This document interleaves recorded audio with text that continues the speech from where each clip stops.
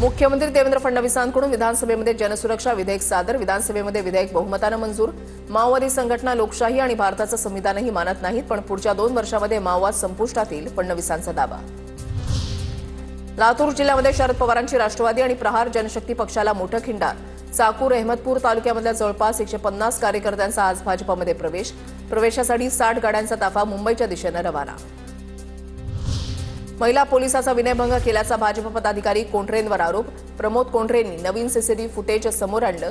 माझ्यावर खोटा गुन्हा दाखल, कोंढरेंचा व्हॉट्सअप ग्रुपवर मेसेज।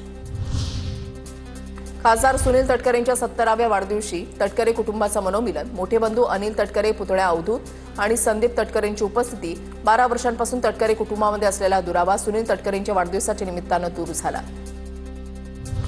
मुंबईच्या सिंदूर पुलावर मनसे आणि ठाकरेंच्या सेनेचा जल्लोष। पूल सुरू करण्यासाठी मनसे ठाकरेंच्या सेनेनं आंदोलन केलं होतं। बच्चू कडूंच्या सातबारा कोरा यात्रेला मनसे अध्यक्ष राज ठाकरेंचा पाठिंबा। मनसे नेते बाळा नांदगावकर पदयात्रेमध्ये सहभागी। सरकारनं कर्जमाफीच्या आश्वासनाची पूर्तता करावी, नांदगावकर यांची मागणी। उत्तर महाराष्ट्र काँग्रेस मुक्त होणार। महाविकास आघाडीमधील अनेक बडे नेते भाजपच्या संपर्कात। भाजपचे महामंत्री विजय चौधरी यांचं विधान। अनिल अंबानींना मुंबई हायकोर्टाचा मोठा दिलासा। कॅनरा बँकेकडून अंबानींची खाती फसवी घोषित करत बजावलेली नोटीस मागे।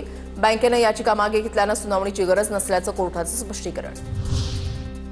सार्वजनिक गणेशोत्सव आता महाराष्ट्र राज्य महोत्सव म्हणून ओळखला जाणार। मंत्री आशिष शेलारांची विधानसभेत घोषणा।